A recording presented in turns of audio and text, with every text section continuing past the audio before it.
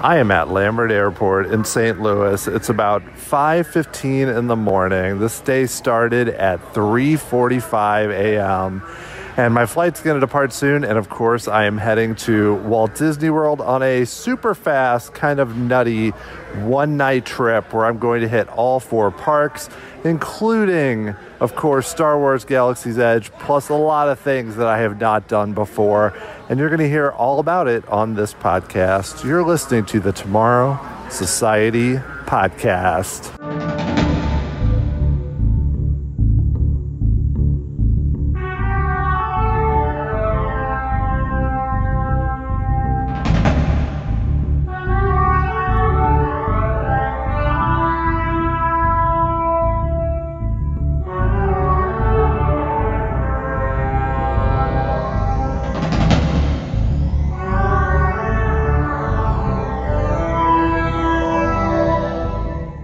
Thanks for joining me here on this Trip Report podcast, episode 82 of the Tomorrow Society podcast. I am your host, Dan Heaton. So I want to do a brief intro just to let you know what you're going to be hearing. The introduction, of course, came from St. Louis Lambert Airport, and that was the start of my quick 2-day, 1-night trip report that I took last weekend to Orlando, to Walt Disney World, to see Galaxy's Edge, experience some other things I hadn't experienced, like Flight of Passage and Slinky Dog Dash, and of course to go to Epcot and experience some things that were going away, like Interventions and Illuminations, Reflections of Earth. That was my main goal for it, and I hit all my goals. It was good.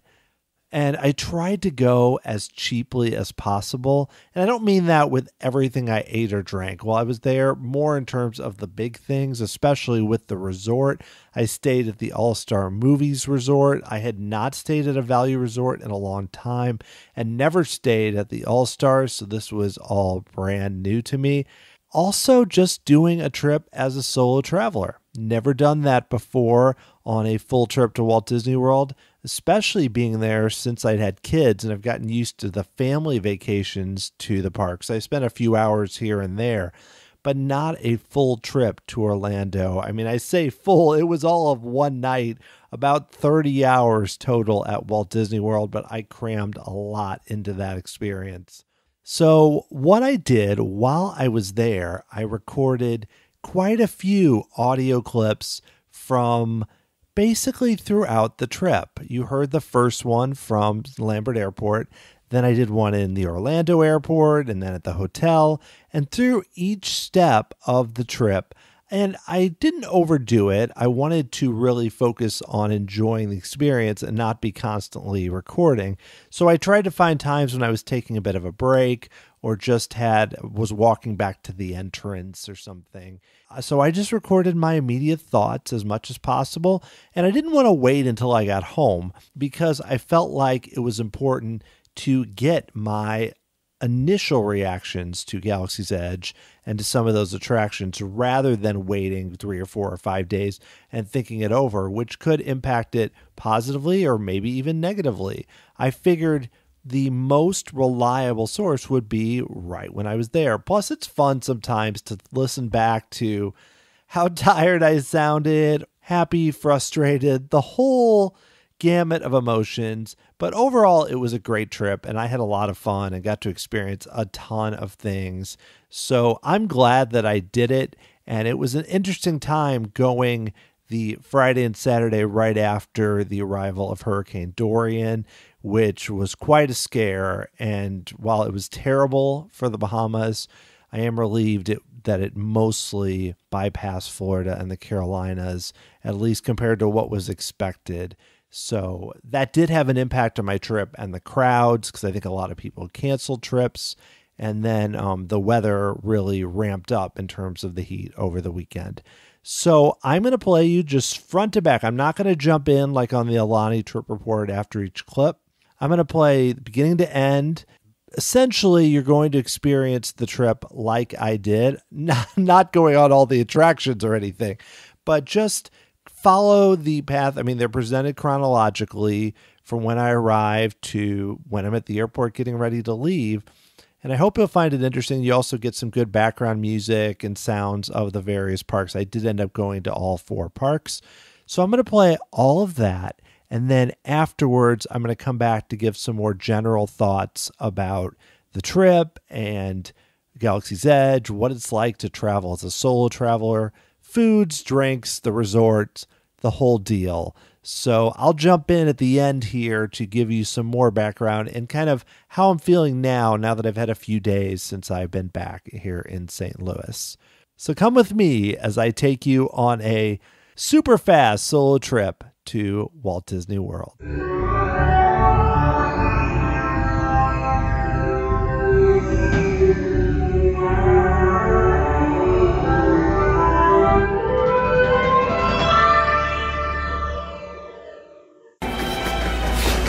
I am at the Orlando International Airport. Easy flight. It's about 9:15 in the morning. And as I stroll towards the Magical Express, I wanted to briefly list my main goals for this trip before it really gets rolling. Number 1 is, of course, Galaxy's Edge. I have not seen it at Disneyland, so this would be the first time that I've seen it, including Smuggler's Run. Few other things. I definitely want to make sure that I ride Flight of Passage, which I haven't done before, and see Toy Story Land, do Slinky Dog Dash, and all of that. I am going to make sure that I get to see Illuminations one more time, given that it's closing at the end of the month. Beyond that, I just want to kind of more closely cover a lot of things that I typically like that might not stay in the parks forever, and then enjoy some food places that I've never been to before. I'm shooting to have pretty much everything I eat be something that I haven't had before or go to a new place. So that's the general goal. And of course, I want to take a quick look at least at Interventions and Club Cool, which are closing in 2 days. So I timed it not purposely to get that. And there's going to be a lot to do. It's going to be quite a time. Basically about 30 hours in Orlando, and I suspect I will not be sleeping too much of that, and I will probably be packing it in as much as I can. It's about 95 degrees today, which will be a new one for me as I'm used to going in January. So that's going to be fun, but I'm really excited about it. And I will check in when I'm at Walt Disney World.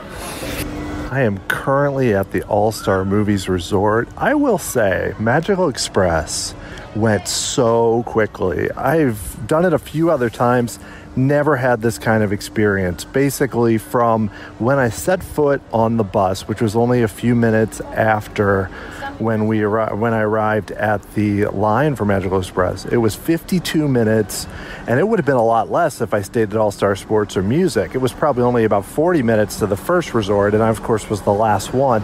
But I will take 52 minutes for Magical Express. That is super fast. They always say like 45 to, I think like 90, but both of the other times we've been more on the hour to an hour and a half setup from what I can remember. It was super smooth. I was able to get to the resort, arriving. I had planned to hope that I could be at the park somewhere around 12 something. Now we're looking at, I'm currently actually waiting. The one downside here, it kind of all averages out because I just miss a bus for the Animal Kingdom and now have to wait about 20 minutes or so. The next one's coming about 10 minutes from now.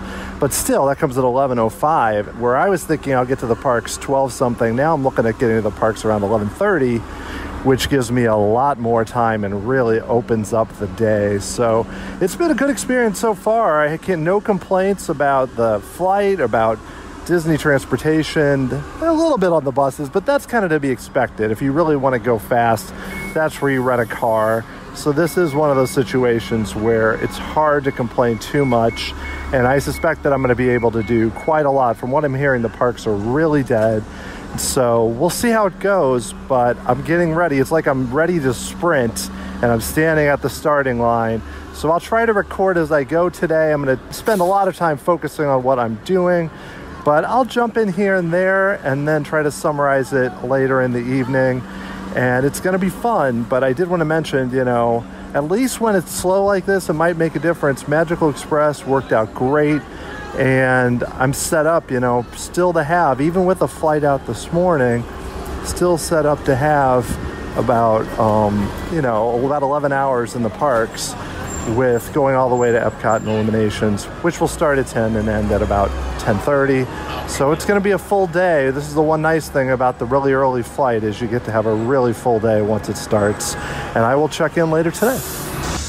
All right, well, I am back here. It is about 1:40 in the afternoon, and this place is really dead. I am not complaining. Basically, it's like 95 degrees today. We did have a situation where the hurricane was going to, could have been a really bad situation here early in the week. But because of that, a lot of people canceled their trips. So the parks are super empty. So I got to the Animal Kingdom. I met up briefly with my listener, Scott. It was really fun to actually get to talk to somebody here in person. He drives the minivans here. And I arrived at the Animal Kingdom and just looked at the wait times and saw that I was going to go eat first, but saw that Navi River Journey was only 20 minutes. So I'm like, I'm waiting for that, because I didn't know how dead it would be later, and waited about 15-20 minutes. That line is really warm, I will say. Still really like Navi River Journey. The animatronic was working. It was not the screen. And that animatronic for the shaman is still incredible. I mean, just amazing. To see it up close, I was on the right side of the boat. And now the second time riding it, I'm hoping to ride it again later today, either standby or maybe to grab an extra fast pass. That was really cool. I did the safari after that with a fast pass. Actually, before that, I ate at Satuli Cantina, had a really good lunch. Basically got the beef with a hearty salad.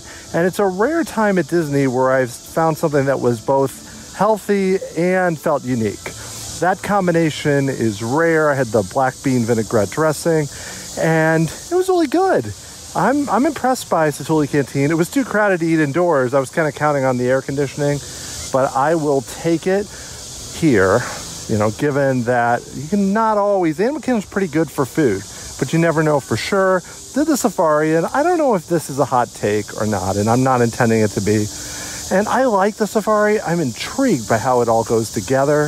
It's also a little boring, I have to say. I mean, we did see the giraffes were up close, and we didn't see lions, but we had a decent experience. We had a good driver who gave us some good background. They didn't push the Lion King side of it too much, which I was a little worried about, and it was fine. I just think there's that last little touch that's missing from the safari. It's still an e-ticket attraction. It's a massive space, but riding it, I kind of thought, it was nice to sit here and see some animals. Maybe I just, I hadn't done it in a good year and a half, so it's weird that it just kind of didn't resonate as strongly. And I know that safari can vary based on each time, so this might have just been one of those things. But that was really interesting to me, that it was just kind of there, which is weird for me. And I'm not one who says that everything has to have a story. I mean, driving around and giving us good background about animals, that's a great thing. I'm glad Disney does not try and tack on a story. So I'm not saying there's much to do with it. It was just an interesting experience. After that, the funny thing about Safari 2 was I had a fast pass, which I didn't even need, because they couldn't even fill the vehicles, which I've never seen on the Safari. Basically, our vehicle was like half full. I did the fast pass and just walked right along the standby line.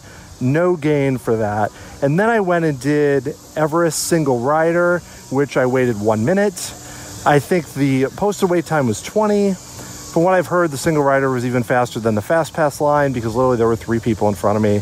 And we all got on the first train. Weird thing about Everest is we actually got to the point, we did the backup point, which of course made me feel weird.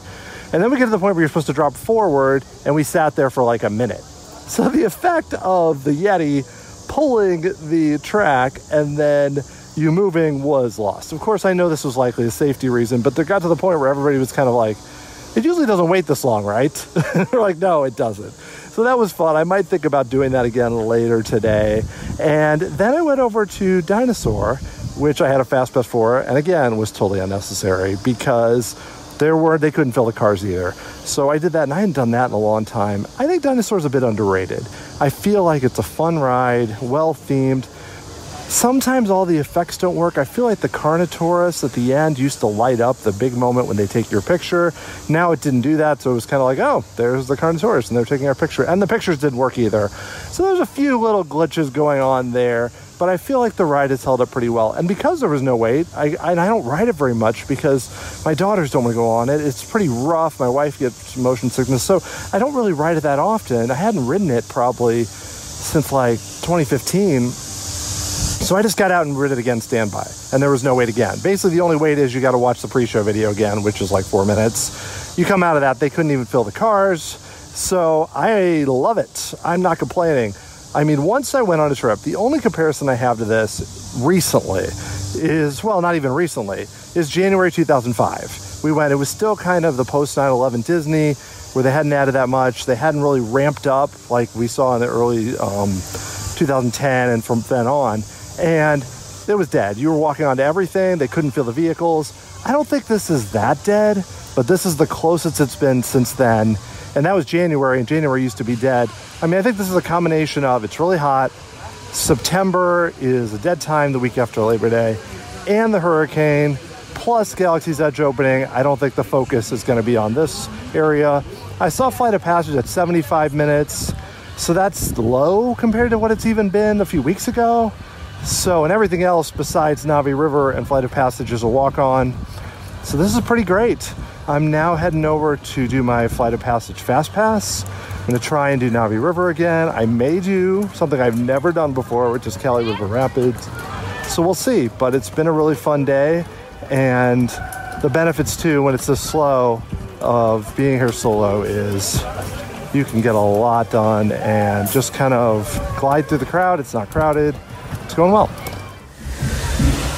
All right, well, I have to rave about Flight of Passage.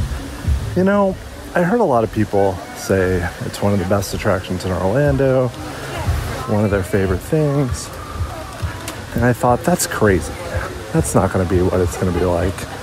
I mean, it's you're sitting in front of the screen. Sure, I mean, I like Soarin', you know, now around the world a little less. And oh my gosh, that was incredible. I would use a bunch of curse words that I wouldn't use on this podcast to describe it. Holy cow. And you know, it builds up so well. I mean, I even did the Fast Pass line, so I did not wait through a lot of the queue, which I've heard is really cool. But even so, just going through the pre-shows, I will have to stop and say that the guy that they've got doing the pre-show, whose idea was it to pick that guy? I mean, I know that it's just really strange. It's like, I know he's an actor, and they're looking for a certain type of approach, but he seems really laid back, like way too much. But I will say, the way that they build it up, where they have you get scanned, and then you get your avatar, and it's been a long time since I've been to a Disney attraction where I felt like nervous, like building to something where you think, I mean, I guess because I haven't ridden that many new things, but even the new things I've ridden have not been on that level. We'll see how it goes tomorrow. But this, with the way they build it up through each pre-show, and ultimately when you get in there, and it's a surprise, but you get into this really small room, and I thought maybe it'd be more on the Soarin' level. I purposely did not watch any ride videos before I did this because I didn't want to be spoiled. So I thought it might be more in Soarin', where you kind of get lifted up and you kind of have that setup. Oh no. This, even getting on the Banshee is really strange. Like that, the way they push you in from the back, you're kind of like, well, what is going to happen? They're talking about the floor moving. I'm thinking, oh my gosh, what is this? And then when it starts, I mean, you know, if you've ridden it, wow. I know you're just watching a screen, but the mix of smells and movement and water and everything. Plus, it's gorgeous, and there's even a scene on the inside where it feels like you could almost be going into Navi River Journey, which is kind of in the same general area, and I think that's really smart because it ties everything together in a really interesting way. And there's a few intense parts. I was expecting a little more, but I will say if you're super motion sick, I mean, this is not for you, just given the giant screen and just how convincing the experience is. But it's almost one of those things where it ends and you're like, oh. And I can totally see why people are waiting in long lines. Today, the lines weren't bad at all. When I went, the standby was 75 minutes, but it was later 45, and it took me 15 minutes to get through the Fast Pass about. But I will say that's pretty small price to pay for that. I could see people wanting to wait. Like when I saw those lines a few years ago, when they were like 4 hours, I thought, well, that's insane. Who would do that? I can see it now. It totally makes sense to me. I understand why people are doing it. And it's just, it all kind of clicked for me why that's happening. And so I think I'll have to think about it more in terms of how this would fit on like my favorite attractions, you know, because I had done my top 10, and obviously I have to ride Slinky Dog and Smuggler's Run tomorrow, and of course they went to Whirlwind Saucers. But it's going to be interesting because that was an incredible ride. And then I didn't end up doing Kelly River Rapids or Expedition Everest. I didn't really want to walk back over there, so I just got another Fast Pass, an extra rolling one for Navi River Journey. Enjoyed it again. I still feel like that attraction is great, and especially now that I've ridden Flight of Passage, I have a lot of thoughts about this land that I think are going to be, it's really surprising how good it is. I did not expect that, and it's grown in my estimation a lot now that I've actually experienced the whole thing. So it was really cool, and I'm going to head to Epcot in a little bit, and I'll check in later. All right, well, it has been a while since I've given an update. I've been in Epcot for a few hours, maybe like 3 hours, and I've done a lot because there's nobody at Epcot. I thought the Animal Kingdom was dead. This place, I mean, there's some lines for food and wine, but that's about it. I'm hanging out over here in an area where there's not much of anything. There's the destruction of the Universe of Energy, aka construction of the Guardians of the Galaxy Cosmic Rewind. We've got the Closed Wonders of Life for the Play Pavilion. There's a big dance party going on over there on a stage kind of across from Test Track. You know, people seem to be having a good time. I could be a little cynical about dance parties, but that's okay. So let me tell you what I've been doing. I arrived and realized very quickly that Fast Passes were not really necessary. I got one for Test Track for a bit later because that did have about a 30-minute wait. So I probably may have been faster to do single rider, though I couldn't have designed a car. Started out, did Spaceship Earth twice. Both were walk-ons. Figured that might be helpful for the blog series that I'm putting together. And then after that, I went over and did Soarin' with no wait and did Living with the Land with no wait. Basically just went from ride to ride. Figured, what the heck, I'll go do Imagination. Still kind of terrible, but I mean, it's good to see Figment and get to hear the song, One Little Spark at the end and such. So I shouldn't be too down on it. There was no wait. I basically had my own car, so it's hard to complain about that. I did go eat a crab cake and a beer that wasn't my favorite, which is the Mule Beer from Coastal Eats. I'm going to go do a lot more eating very soon after I record this. And after that, I went over and did Test Track, had a lot of fun designing my own car, which was ridiculous and did not do very well. And then did Mission Space Green. That was the first time I'd done the version with Gina Torres and the different version that's green that goes over Earth. I don't think I've eaten enough because even I could feel that a bit, which I kind of was like, wait, they put us in the wrong one? And then I went, no, they couldn't have. We're not going to Mars. This is obviously the green version. But I can still feel it a bit. It's fine. I like seeing Zoe from Firefly there. No offense. I know a lot of people love Gary Sinise and his kind of stoic lack of interest and dead eyes, if you will. She has more interest in it, and I think it's good to see Gina Torres in this role and to have just something different. And I appreciate they tried to do something different with going over Earth. It's good, you know, especially, again, there was no wait. So hard to complain. I'm glad I got to ride it because I hadn't ridden it before. I appreciate that Mission Space is there. Obviously, Horizons was my favorite attraction of all time. So seeing in that spot has always been weird. I've kind of gotten used to it, but I appreciate it's not connected to an IP, that it's its own thing, and that they're trying to do something good with it. I don't feel like it totally succeeds, but I like that it's there. And I do like Test Track's kind of futuristic approach, Test Track 2.0. The designing of the car and all that never totally comes together, but it's still a lot of fun. And I know people make jokes about Test Track. Oh, it's just like driving down the highway. I still enjoy the speed at the end and going outside. So I might even do that single rider later after I kind of hit some of the food booths. And also I've got to do Impressions to France before they do the split for Rick Harper.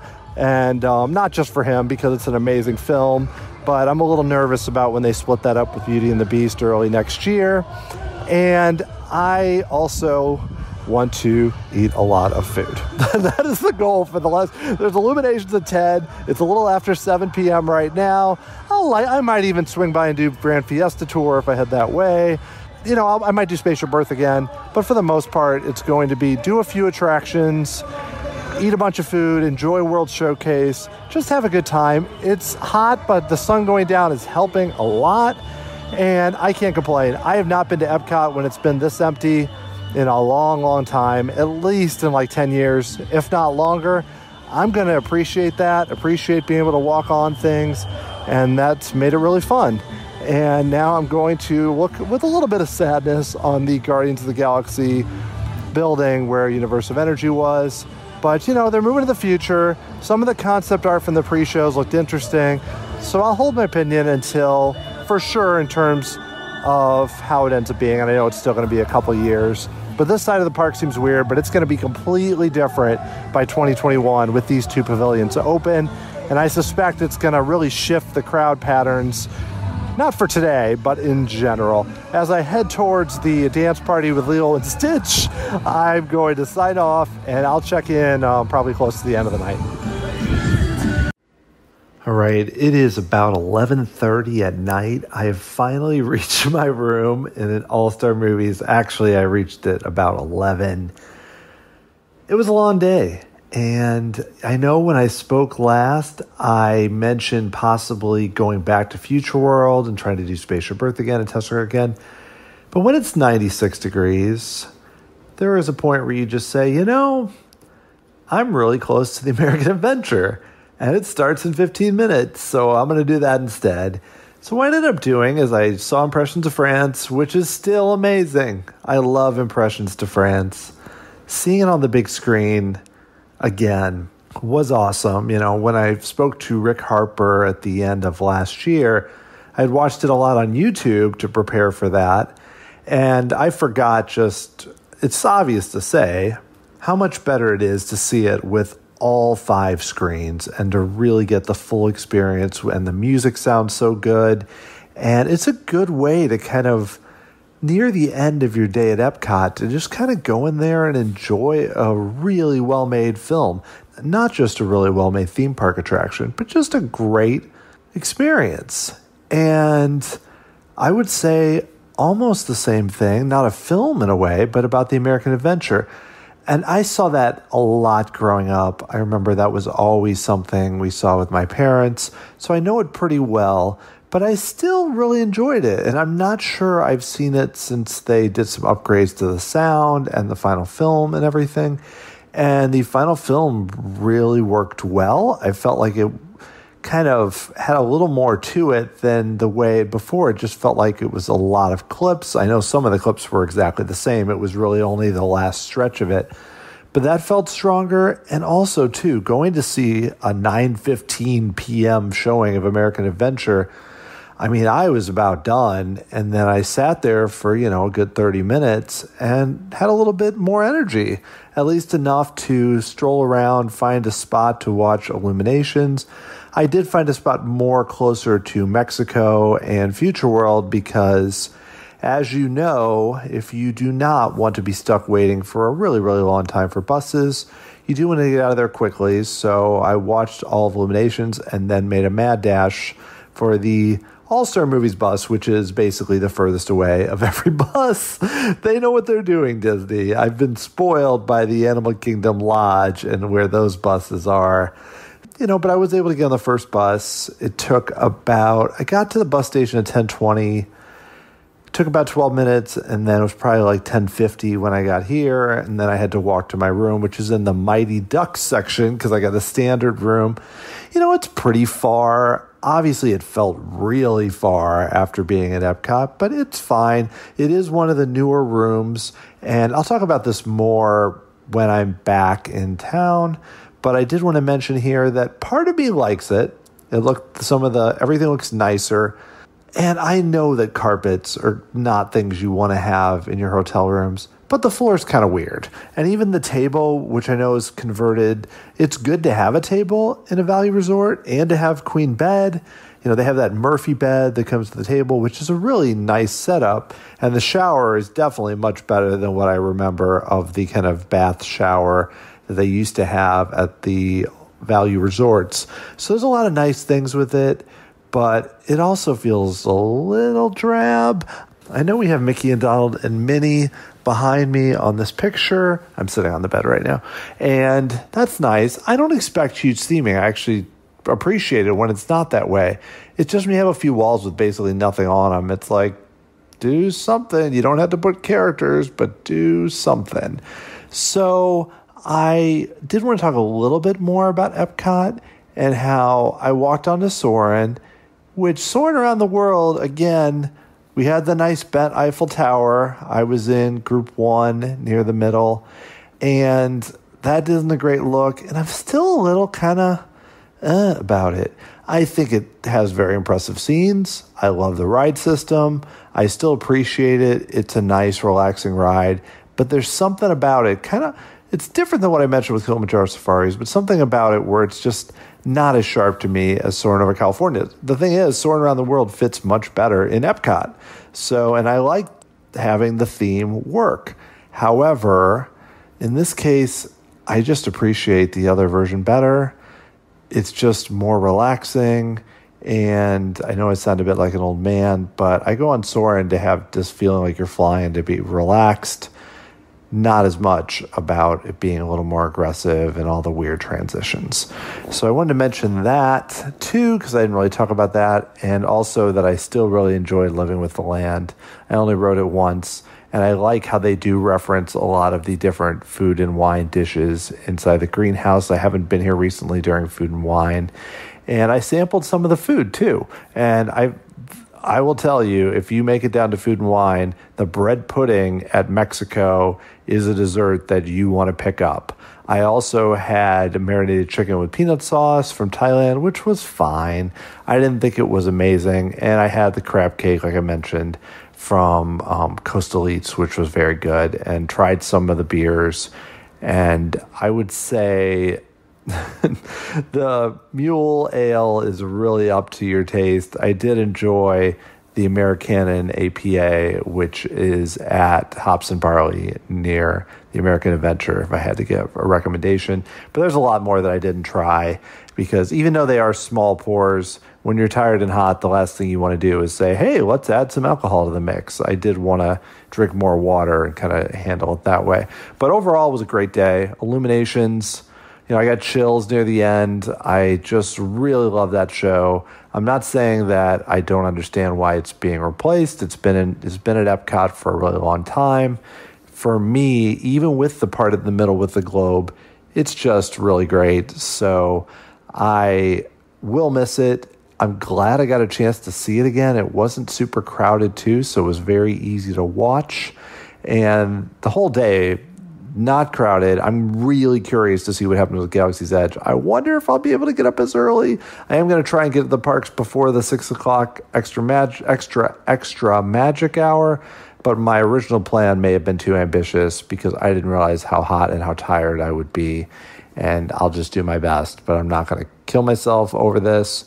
And I suspect that even though there is more attention for Galaxy's Edge, it's not going to be insane tomorrow, given how today was. So it's going to be interesting to see how it goes. And I will be back tomorrow with more updates. All right. Well, I am at the Magic Kingdom, and I just realized when I sat down that the people mover above me is kind of loud. So this might not be the best place to record. I think I'm just going to kind of walk as I record a bit. And I just want to say, when you're really hot and really tired, and then you come to the realization that, oh yeah, Space Mountain, they got rid of the moving walkway, and I have to walk really, really far, it does not make me a happy person. I will say that. I mean, I understand it. They needed to redo that exit, and I guess they thought it was probably more trouble than it was worth with the maintenance for that. But my goodness, that's a long walk. But I'm not really going to talk much about Magic Kingdom now. I'll eventually get to that when I do the full trip report when I'm back in St. Louis. What I want to talk about here is Star Wars Galaxy's Edge, which I did this morning despite being up really early the night before. I got up at 5, drug myself out of bed, got on the bus, barely made a bus at like 5:30, got to the park 5:45, and I made it just in time to wait in a big crowd of people on the entranceway of Disney's Hollywood Studios, which felt kind of cool, I will say. I mean, not that it didn't feel cool, like comfortable. It was actually fairly uncomfortable to have to trudge through the entire park in that crowd, but it felt like an event. It felt like something big was happening, and I do enjoy that part of it. That, I mean, we never make rope drop, and judging by how tired I am right now, I don't think I'll be doing anything like that anytime soon. But it was kind of cool to get there and to kind of join the crowd of people. And the whole time I kept thinking, what's the wait going to be? Because all these people are just going to Smuggler's Run. They pretty much just send you that way. I guess you could get out and go on one of the rides, which had no wait at all. And when you got to Oga's, they were trying to get you in there, saying no wait, but everybody's just making a beeline for the Falcon. So I was not super thrilled when I got there and it said 80 minutes for the sign for standby. But the amazing thing is the line moves so well. And I think they really overestimated that. It was only about 35 minutes. And with everything going on in that queue, and that includes stopping with Hondo, waiting in the actual like Falcon area, and everything going on with that, it really wasn't that much. So it ended up being pretty easy. And I ended up riding it 4 times. That was the only time I waited through the standby line. And I will say the setup with the standby line and the Hondo animatronic is amazing. The whole setup is done really well. So I appreciate that so much. And so a single rider, you don't get to do that. Of course, you don't have to wait as long. For the most part, I waited 5 minutes and then 10 minutes, and then maybe 15 for single rider. And here's the interesting thing. If you're doing the extra magic hours and you don't want to get there super early, because there's a benefit to getting there super early. You get on the Falcon, then you can just do everything else in the park. You can pretty much finish most of the park by 9. I had done a lot by that point, but not as much because I rode it 4 times and got there a little later. But if you got there, let's say at like 5, you can do it all. Now, the other thing, though, is that the Millennium Falcon line goes way down. So like 7:30, 8 o'clock, the standby wait was like 20 minutes, and I bet you it was not even 20 minutes. I bet you it was basically as far as you could walk with a few stops. So it's one of those situations where it might behoove you to kind of go against the grain. I made the mistake of doing what everyone else is doing, then going to Slinky Dog when everyone else was doing that. And I'll talk a bit about Slinky Dog. It was actually a little more aggressive than I thought. I kind of expected something more on the level of like Seven Dwarfs Mine Train or even a smoother Big Thunder. But a few of those drops you could really feel. And that second launch when you go up, that's a pretty good effect. Where I'm not complaining. I think that it makes it a little more thrilling. Not as thrilling as Rock and Roller Coaster, which I also did today, or, Expedition Everest. But it's not that far from Everest. It doesn't have as big of hills, but it moves pretty good. That area, even with the extra umbrellas, needs shade so badly. Even as early when the other areas still felt pretty comfortable, like Galaxy's Edge and such, it was kind of painful to be in that area. So I only stayed there enough. I did Toy Story Mania walk-on. I did not do Alien Spring Saucers. It was one of those situations where I wanted to kind of get in Tower of Terror and Rock and Roller Coaster before 9 a.m. because both of those were walk-ons. Everything besides Slinky Dog and Smuggler's Run was a walk-on. I will talk a little bit about Smuggler's Run, what I thought of it. I did it 4 times. 1 time I was the gunner, the first time. And I enjoyed that. I liked the fact that I did it manually. So I like the fact that you had to actually try to move around and shoot. I don't know how well I actually did. We did okay. It was not one of our best things. Then the other 3 times I was an engineer. And I will say that by the end, I felt pretty confident. Each time my score as an engineer got higher, and I was quicker at hitting the buttons and hitting everything. The first was a bit of a learning curve, but not as much as with pilot. And the second time I rode, which was the first engineer, we had 2 pilots that really knew what they were doing. And we basically didn't run into almost anything. And then the other 2 times, one we had kids, And that was rough. We ran into a lot of things and got a really low score. The second time we had 2 older people, and they also did not do well. The one benefit in that way, though, because they both came in on scooters and took longer to get in, is that we were able to have the asteroid scene, which I actually had twice. And I know I heard Tim Grassi talk about this, and that when you have the asteroids, that means that someone in your kind of group of pods has taken longer. That time it was mine, but then another time we had it too, which just adds a little more to the end, where you come out of hyperspace and you have an extra little scene where you have to, you can possibly, if you're doing well, you can dodge them and shoot them. Eventually you hit one. That's just a way to get you to kind of land. But I will say that overall, I thought it was good, fun attraction. Didn't make me too motion sick, but it could be an issue for people. And the differences in jobs makes it a little more rewritable. I think the queue and up to the point, and when you get in the actual vehicle, top notch, e-ticket level. What they would need to make the vehicle that way, like others have said, is they need to have variability. You need to have maybe multiple missions. I'd say at least 3 missions, and then maybe even have different things you can do rather than just do almost the same thing. Like maybe you have missions, then also possibly different things could happen. I'm not expecting it to be totally variable on what you do, but even I saw by the 4th time, like I said, I became pretty good at being an engineer. If I came here all the time, there would be a point where you go, I guess I'll do it because I enjoy it and it's the big thing, and Galaxy's Edge is really cool. But would I do it over and over? That's really the missing piece there. But I think overall, especially if Rise of the Resistance hits like people think, this ride is a great complimentary attraction. And, we're seeing the lines to prove it. I mean, I know it's not a busy weekend, but you're seeing, even after the extra magic hour, the lines were not going that much above an hour and a half, 2 hours, but nothing on what they expect. That doesn't mean lines are not an indicator. I actually was impressed by how well the line moved and how well the cast members got everyone moving. I think they're really working to be more efficient after issues with Flight of Passage and capacity that they had. It doesn't have that much more capacity, but they seem to be really working to do that. I'll get into this more when I'm home. Oga's Cantina was kind of I think it'd be more fun if you were there with a group. Obviously, it's like you're going to a bar and hang out, but it's not like the place you're going to go hang out for hours. They won't let you. But even so, it's like, yes, you have Rex as the DJ, which is a nice nod to Star Tours. Some of the drinks are kind of cool. There's some neat decor, but really, I didn't feel the need to stay even close to 45 minutes. I did order the Black Spire Brew. I just wasn't in the mood to drink any alcohol at 9:30 in the morning. So I drank that. It was cold brew, and it was really sweet because it had like honey in it. It tasted pretty good. And then I also had the oats that they had there, which was, again, also more of a dessert than any type of breakfast. But it worked. It did the job, and it worked because that combined was like the price of a beer. So I felt like, that's okay. And I'm not trying to skimp.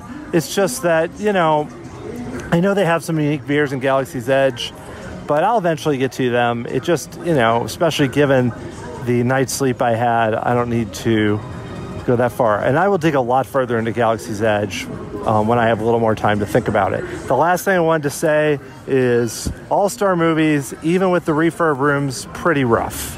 I mean, it's nice. The usability is better, but there's something about that room, like trying to sleep in. It's just kind of dead. And I don't mean it needs more theming. There's a way to make something be creative. I think I mentioned this last night. But also, too, the thermostat only lets you set it down to 68. The problem is when you set it to 68, it didn't run. And then it said the room temperature was 77. So it was pretty uncomfortable. After a whole day in the parks of being hot and sweating, I wanted it to be cold in there. And I understand Disney's trying to conserve the environment and not also trying to let people just crank it down, which people will do when they're in Florida. But there was something wrong there. And also just the whole room just kind of felt a bit stale. And it's very modern. It's definitely an upgrade to what hotels are like now. But it also is one of those things where I still think it was worth it for me because of the extra magic hours. I did all the headliners basically during that time, and including 3 times actually of Smuggler's Run, 1 time after, and then did Star Tours and a few things after. Had plenty of time where you could it's a really nice thing they're doing.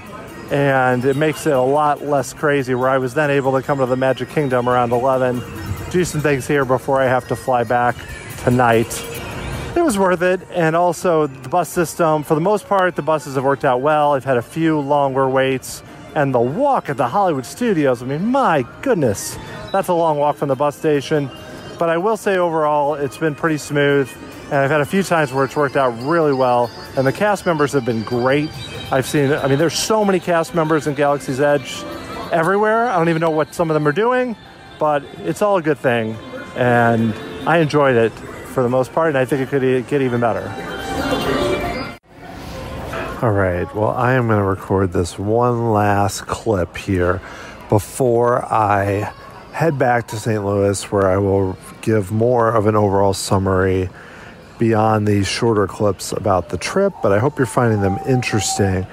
I wanted to mention a little more about Today Went. I kind of gave the big update about Galaxy's Edge, and I did want to say overall that, looking at the park on the whole, I think it's got more promise. Yes, there's not really a great thematic coherence to the whole thing. But when I think of things to do, and I look at it and I say, when Rise of the Resistance is there, plus all the things you can do, I did a little bit on the Play Disney app, but I don't really like the idea personally of going around with my phone and doing all those things. Like I tried to do something in the Smuggler's Run queue where Hondo asked questions and I kept being past the point where he would ask it, because I think it's designed for when the line maybe is moving slower, but the line was moving so fast that it didn't really work.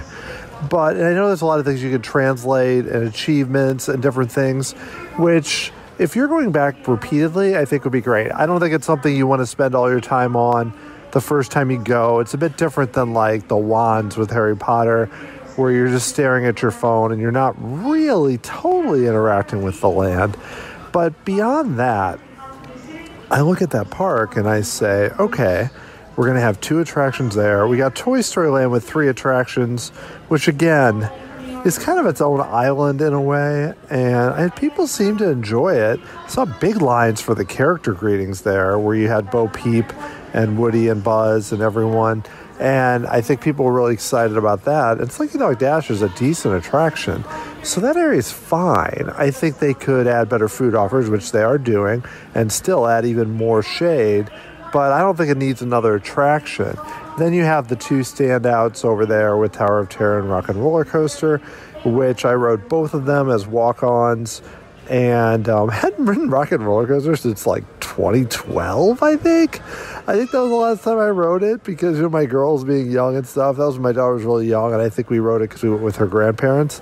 And yeah, it still hurts. I mean, not hurts in a way like it's painful, but I find as I'm 43. And I mean, I never got sick on anything, but I felt a lot of the attractions more this time, even Big Thunder. And I think part of it is just it's really hot. And when it's really hot, I don't think you always eat enough food.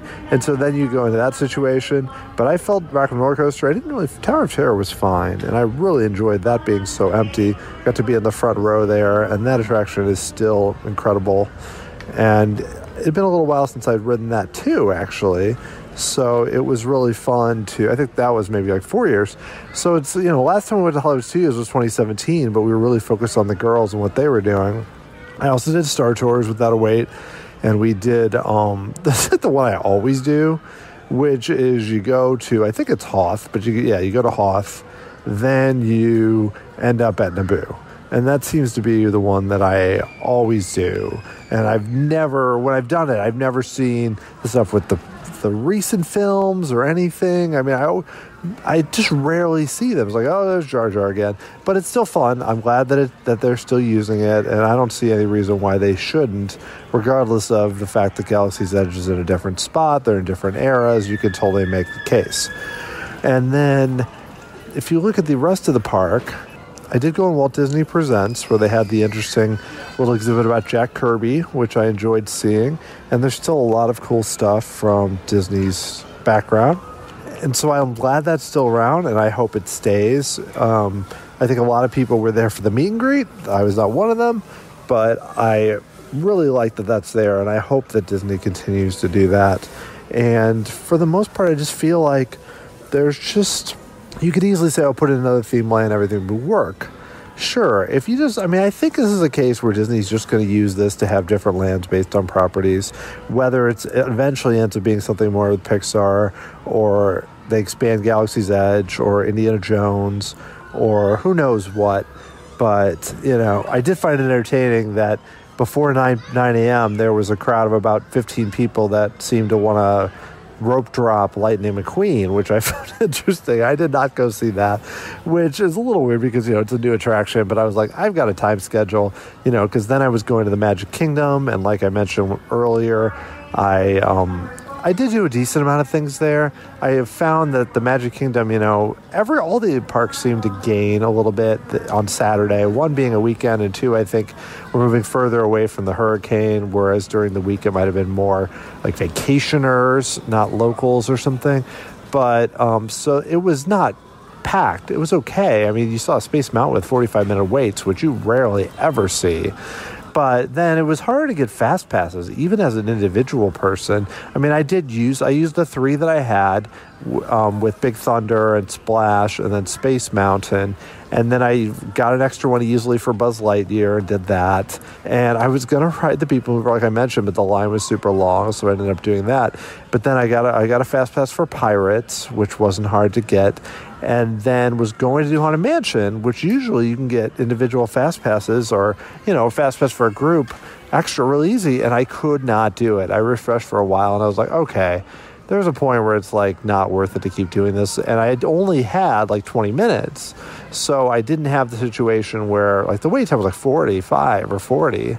I didn't have that amount of time. I would have missed Magical Express. So I just went to Tiki Room, which, one of those things that doesn't have a wait. I also did Carousel of Progress, too, earlier. But it wasn't as easy. Like, I thought, well, if I can get a fast pass for Jungle Cruise, I'll do that instead of Tiki Room, because I was right over there. And that didn't work out either. So I was like, well, I really like Tiki Room. I'll go do that. And with attractions like that, you just never know if they're going to stay forever. So then I headed out, and, I will say, the All-Star buses don't come very often. And I never really got completely when people would say the bus service took so long or was so bad or whatever, because we went to Animal Kingdom Lodge. I know this sounds like a little snooty, but we've been there 3 times. We've always had great experiences with the buses. Never had to wait very long. And there have been a couple times where I waited so long. Like when I, was trying to get back to my resort and then to go on Magical Express. And I was getting nervous. I'm like, what happens if I just miss? I guess I can go to the next one. But it was a little tense. I mean, I got there, and you could see from pretty far away when the bus is there. So, it was another 5 minutes. I waited 25 minutes before a bus came. I mean, there were only like 6 of us, so it's not like there was a big demand. But still, it's like, okay, come on, let's get there. And, I did get back. Luckily, was able to retrieve my bag that I had left with people at All-Star Movies, and then got on Magical Express. I will say, Magical Express, we filled the bus. There were no stops. Took 40 minutes. It was awesome. And that was pretty much the case. On the way in, we stopped at just sports and music and movies, so that also didn't take that long. So I found maybe it's just the times I was traveling, because I came in the morning at like, the 9-10-ish time frame. And then the back, I'm leaving on a Saturday late afternoon. These are not the most highly trafficked times. Plus, it's still not super busy here in September. That's part of it. I will say that I found the cast members to be great at All-Star Movies, but I found it really hard to locate somebody who could get my bag that I left. There was no one at their Bell Services desk for a good 10 minutes. Finally, I had to go track somebody down from outside, and they seemed a bit confused. And ultimately, I was able to get my bag and get on the bus barely on Magical Express and make it. Granted, if it had been later, I would have plenty of time, as long as I was going to miss my flight. I mean, I've been at this airport for over an hour, and my flight still doesn't leave for another hour and a half. There was no security issues.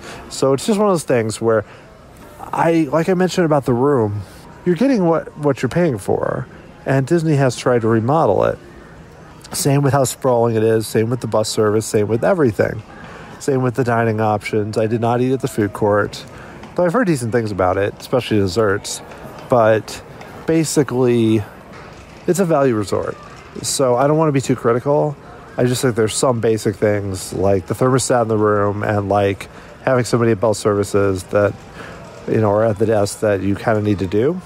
But it all ended up working out fine. Got back here, got through security, had plenty of time to eat and chill. And like I'm doing now, my flight board's in about a half hour, and it's only about a 2-hour flight home, so things will work out smoothly. And I had a lot of thoughts that I want to impart beyond all of this, but I want to kind of organize them, put them together. So this is just how I felt during the trip, and I hope you enjoyed that. And I'll have a lot more to say when I get back. So I'm going to send it over to Dan in the future. Take it away, Dan.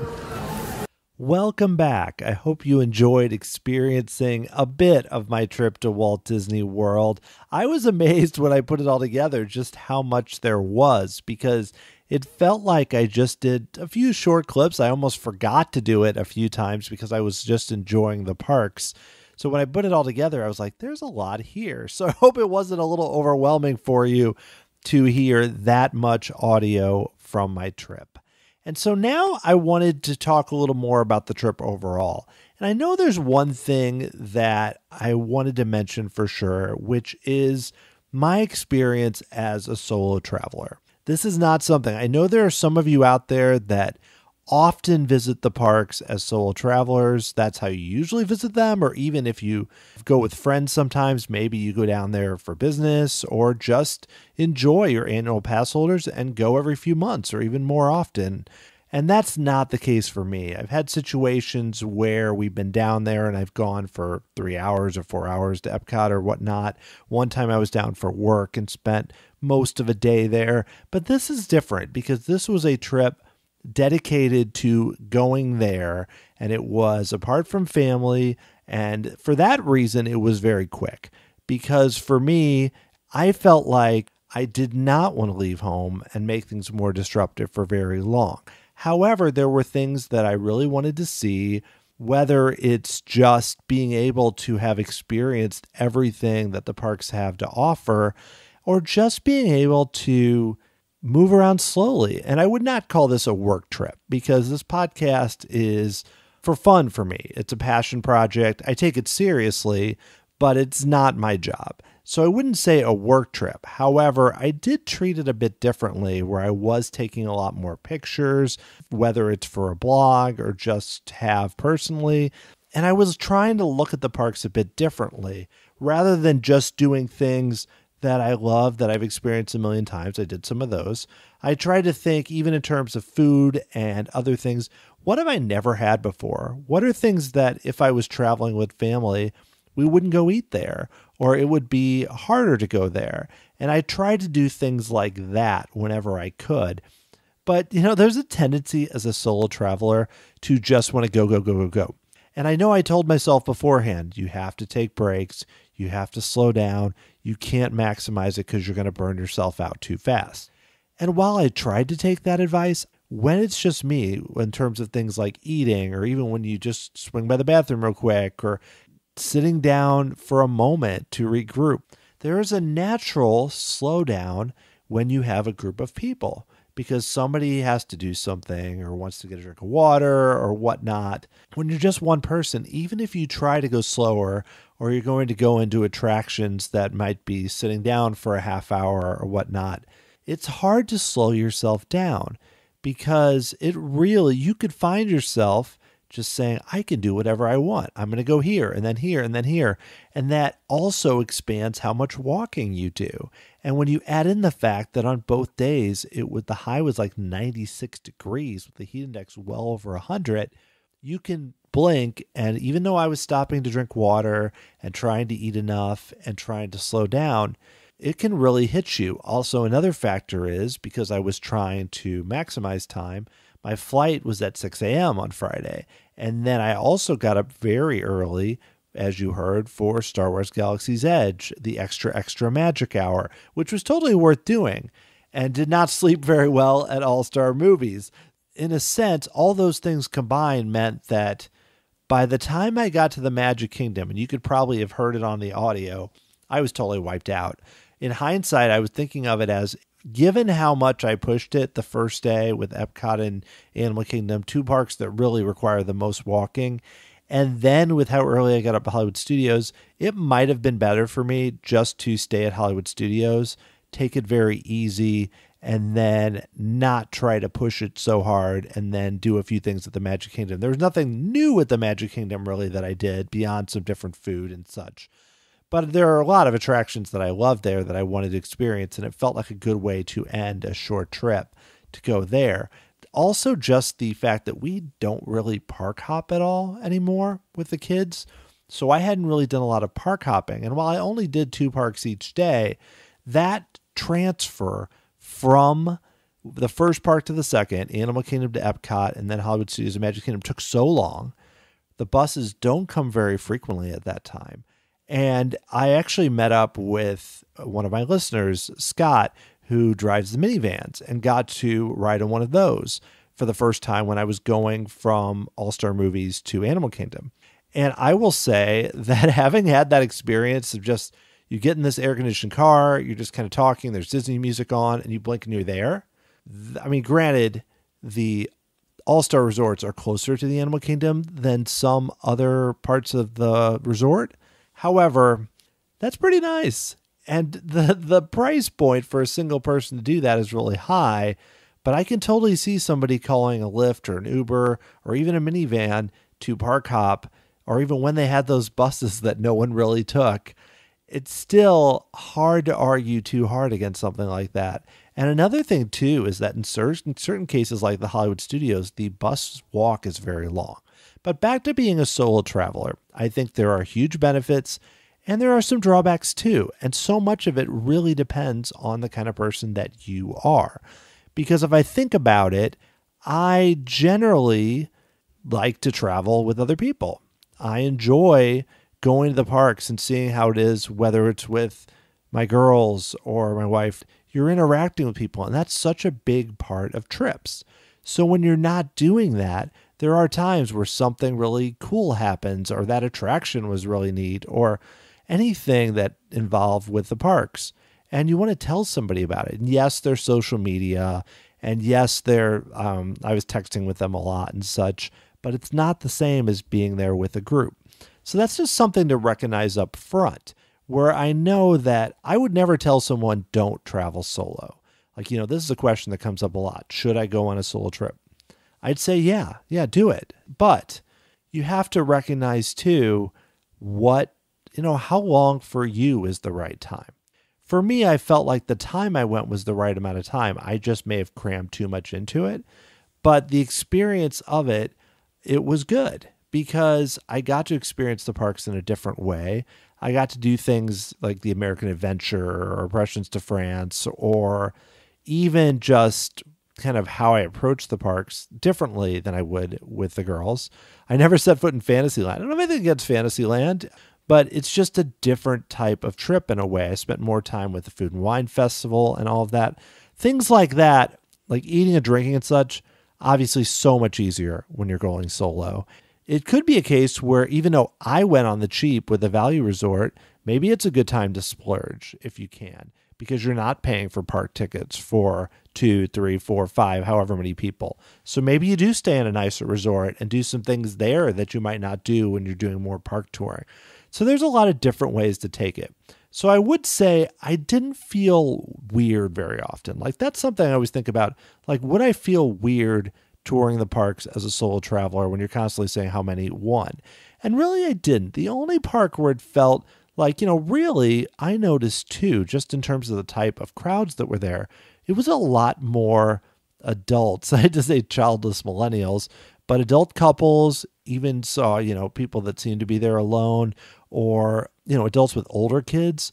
There weren't as many like your typical idea of Disney with families and lots of young kids, except for at the Magic Kingdom. I think that's where everyone was, because I really noticed, especially at Animal Kingdom and Epcot, which were the deadest parks and were not the focus, is that there were a lot more kind of the crowd you used to see years ago in January when we would go in the mid-2000s, where because the kids are in school, it wasn't that same type of draw. Now, I've been used to going at spring break or Martin Luther King weekend or whatnot, and that is where you have a lot of kids off school, so you're going to have families really focused on that. So as a solo traveler, in this case, it didn't seem as odd in a way, just because it wasn't like I was constantly getting on rides and stuff, and there was just like a bunch of kids and some adults and me. It was a lot more variety. There were a lot of older couples there. It was just a different type of crowd for the most part. And the Magic Kingdom was the only exception. There were a few times where I felt like, okay, this feels a lot, but it also could have just been the buildup.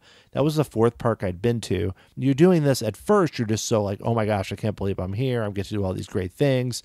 And by the fourth park, you're like, okay, I'd really like to talk to somebody. It's really up to what you're looking for, but if you're like a fan like me, and I suspect if you're listening to this show that you possibly are, I think it's something worth trying. It just may be a case where it's good to go on a shorter trip and see what you think of it, and then kind of go from there, because there's still tons to offer, and the cast members were all amazing and super friendly.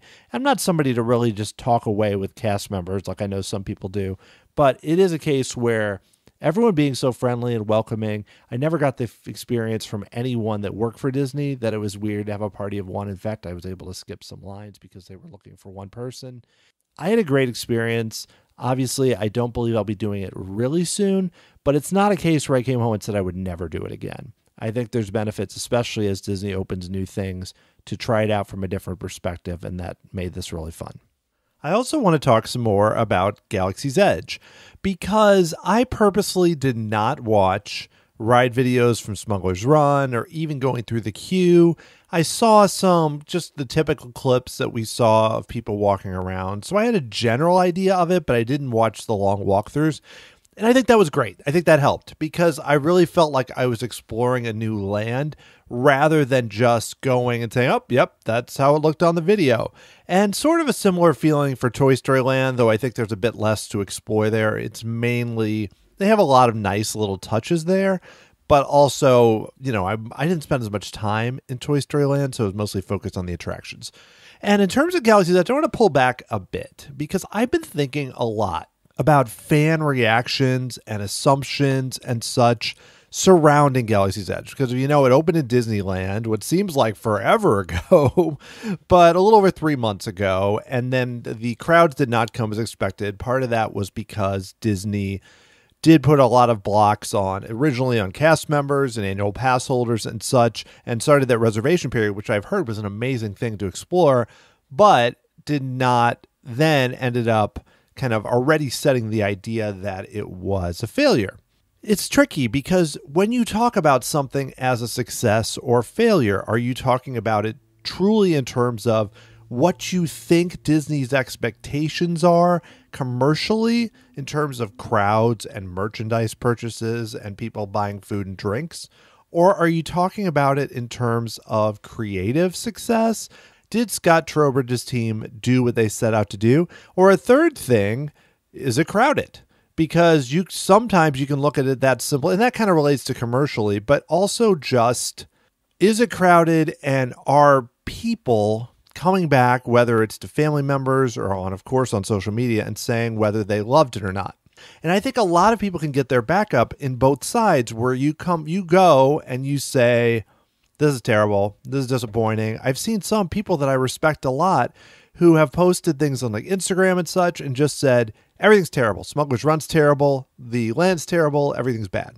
And then what happens is you have people that either love Star Wars or just love Disney or just are really excited about a new land that then rise up to defend it and say, no, this is great. And I don't want to go too far down this rabbit hole. I could do a whole podcast probably about this. But I just want to say you have that landscape, and walking around the land, it's one of those things where I cannot set aside everything I've heard about this land or read about this land completely. It's like seeing a movie. You can try to go in open-minded, but you've heard too much. It's not like I just wandered into the park and said, oh my gosh, there's Galaxy's Edge. I didn't know anything about this. However, when I really look at it, I think they did a good job. It's epic. It feels like Star Wars. It's beautiful. I walk through this land, I think, oh my gosh, it might not be on the level for me of Pandora, where I walked around just with my mouth wide open saying, I can't believe what they can do. Here, and it also could be expectations now that was even made. Here, I looked around and I said, they put a ton of attention to detail into this land that wasn't exactly necessary. If you think of this in the most cynical terms, Disney did not need to have so many little sidewalks that you can do and just so many extra props like ships and droids. And even in the food places, you've got like Rondo there, or in Doc Ondar's, you have that animatronic in there. There's a lot going on that doesn't need to be there. Star Wars fans and Disney fans are going to go. But all those small touches help with, one, repeatability, with making things more interesting, where, like I mentioned, I went into Toy Story Land, which also has nice touches, but I went in, I did Slinky Dog, did Toy Story Mania, walked around a little bit, and then left. One, because it was super hot, but two, I didn't feel the need, especially without my girls, to explore the area. With Galaxy's Edge, I spent a decent amount of time there, probably over a few hours, and still feel like I didn't really see a lot of it. Part of that is Rise of the Resistance is not open, and part of it was how I kind of did eating, where I had a little bit of food at Oga's and then had food at Toy Story Land. It didn't eat at some of the main places they have there. I think of it, they did a good job. I think Smuggler's Run is a solid attraction. The queue is incredible. The Millennium Falcon, I also love the way that when you go through the queue and turn around, you can see the top of the Millennium Falcon again. And then also, there's a lot of audio sounds. It feels alive when you go through it, and that's even before you get to Hondo. And then when that waiting area, which you don't spend that much time in, I think is a nice touch. It also narrows you down to 6 people, where it seems like you feel like you're getting your own adventure. I know that, they see groups of 6 going and going and going and going. There's also some really cool touches, and I think the cast members were doing a great job of keeping everyone moving and being efficient. The little lights light up for the cast members, and it looks like something that would be in the ship, and tell them which group to take. It's all done very seamlessly. It doesn't feel clunky. There's a lot to like there. So when I think of it, I think Disney made a solid attraction. Like I mentioned on the clip, if they have more customization, it could be even better. And I think that the set design and the theming is top-notch. Those two things are great. And depending on what happens with Rise of the Resistance, that could really take this land to a new level. I also like the Stormtrooper interactions, Kylo Ren, some of the other people that walk around the land. We saw Rey and Chewbacca at one point. I like the way they did that and didn't just set up your typical meet and greets. The lines that almost seemed like they were for meet and greets were actually for photos, for people standing in front of the Millennium Falcon or in front of the other ships and such, which felt a little weird, but makes sense to me. I understand that that's the way it's set up. So where I think, if I was going to say things that didn't really work for me, I didn't think Oga's was that great. I felt like it's tricky because I know a lot of people have had great experiences there, have had a lot of fun, and it can be very lively. It's not that way when you're there at 10 a.m. So I have to recognize the fact that I was there at 10 a.m. I wasn't there with a big group of people, and all those things would make a difference. However, given the prices of drinks, which I know you are paying for the experience, you are paying for being in Oga's. There's not an admission charge, unlike Savvy's and the Droid Depot. So the drinks are extremely more expensive because you're paying for that. However, really when you boil it down to, it's got a really cool look inside. You've got Rex, which is a nice touch, and then not much else. And I know I'm repeating myself a bit from the clip, but I feel like just that there could have been better. I feel like there needed to be some way. I'm not saying you should be able to take out a droid without paying, but some way you can experience Savvy's Workshop or the Droid Depot without paying so much money. And I don't know if that's you're able to have an area for spectators. You get to watch people make their lightsabers or something else going on there. But I didn't go in those, so I can only speculate. But it seems like when you have, given how expensive it is to go to Walt Disney World, how much food and drink cost. Even I had some blue milk, which I really liked actually, which is kind of strange because I probably think this was a case of low expectations where you expect it to be terrible and then you drink it and you're like, oh, it's kind of tasty. And it was really hot and I was very thirsty.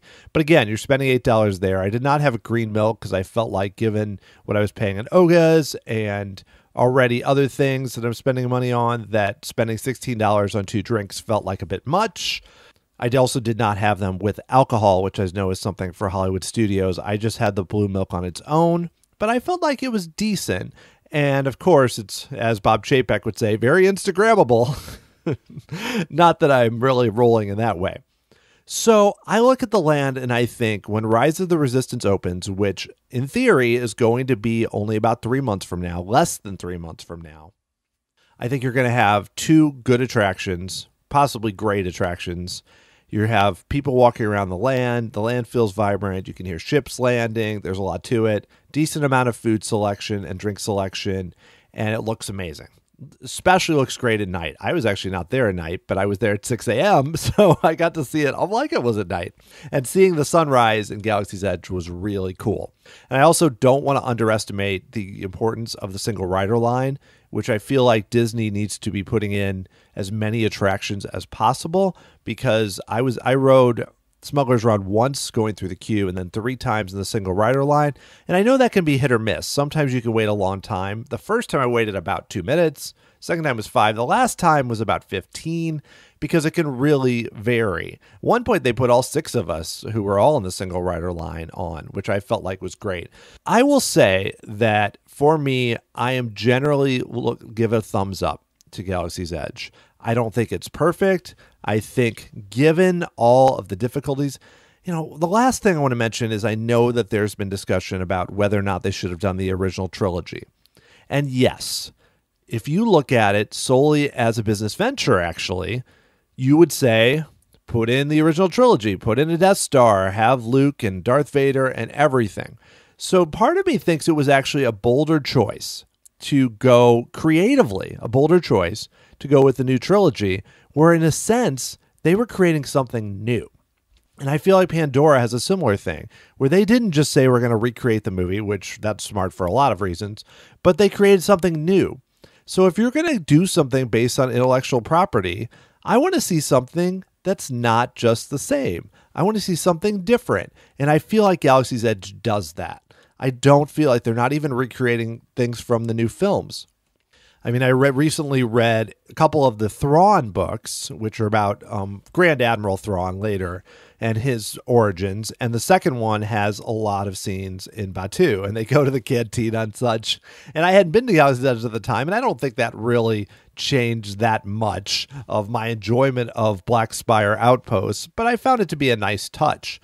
So the ways that Disney is now trying to incorporate this land into their canon that they are building, it's a bold venture. It's rife with challenges. So I appreciate that if they're going to spend $1 billion on each coast possibly, that they are willing to try something different, that they're not just doing the most basic thing. So while, sure, I would love to experience some attractions based on the original trilogy, I grew up with that. Star Wars, the first Star Wars I've seen so many times, seen Empire and Return of the Jedi a gazillion times. So I understand that as a Star Wars fan, I might be charmed more by that. But as somebody who wants to see theme park companies not just do the lowest common denominator, I appreciate that as someone who wants to see more.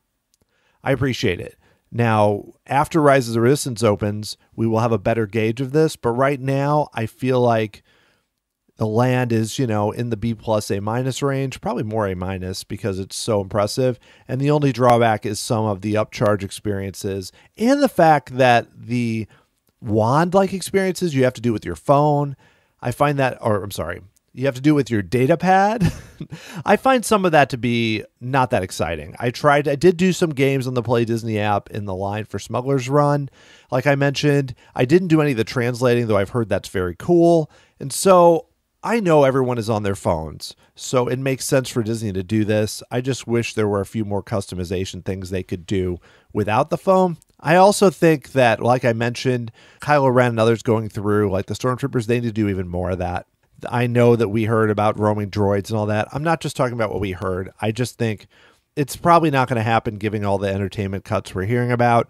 But if Disney really wants to create a land people want to hang out in for hours and hours and hours and buy more food and buy more drinks and everything, they need to beef up the entertainment even more. But overall, I'm glad I got to experience it. I'm excited to see where they go when they add the second attraction. All right. Well, I know you want to hear all about my food and drink choices. This is probably more information than you would ever want to hear. I mentioned some of them on the clips, but I'm going to go into more detail here and talk about what I thought of each thing. Started out at the Animal Kingdom. My flight left at 6 a.m. that morning. I ate a little bit on the flight and before I left, but I was very hungry by the time I arrived. I did not waste any effort eating at the food court at the All-Star Movies. I went on to the Animal Kingdom, and after riding Navi River Journey, went to Satu'li Canteen, which I really enjoyed. I had never eaten there before. I appreciate it's a pretty big place that has some nice theming that really fits inside of Pandora. And I like the fact that it had some options that were not just your burger and fries. For a counter service place, it wasn't just chicken nuggets. There was a lot of cool bowls that I was interested in trying. I ended up getting the slow roasted grilled beef bowl with my side was a hearty salad and black vinaigrette dressing for $13.99. And that sounds like a lot for counter service, but I feel like this was worth it. The beef was on the medium rare side, and this just filled me up very well. It did not seem to be. It was definitely a step above your Chipotle level food, which I like Chipotle, but this was on another level from that. And it kept me full for a long time and was exactly what I needed. I also didn't feel gross, which can happen at theme parks when it's really hot. I give high marks to this, and you can do a lot worse than Satu'li Canteen. It's tough because the Animal Kingdom has so many good food options. I love Flame Tree Barbecue. There's a Harambe Market. You can eat some appetizers at Nomad Lounge. And of course, the sit-down meals like Tiffin's. But this worked for me also because I started out in Pandora and then was going to head up to Africa. So it seemed like the right spot. I was hoping I'd get to eat inside. But of course, when it's super hot outside, nobody really wants to mess with that. So I did find a table outside, but found myself still enjoying it. And that was when I had just arrived in the park. So I was still kind of thinking, I can't believe that I'm here and I'm doing this. Later on that afternoon, when I swung back to Pandora and rode Flight of Passage, I went to Pongu Pongu, which is a stand right there, actually very close to Satu'li Canteen, which has a few options. I got the Pongo Lumpia, which is the pineapple cream cheese spring roll. I wouldn't even say that I'm a super cream cheese person, but I found this to be very good, and it's only $3.29, which for Disney, even for a small dessert, is a fairly reasonable amount. And I got that. I wanted to get a beer too, and I hadn't tried any of the beers at Pandora. And I thought about the green beer, but I ended up going with the Moara High Country Ale.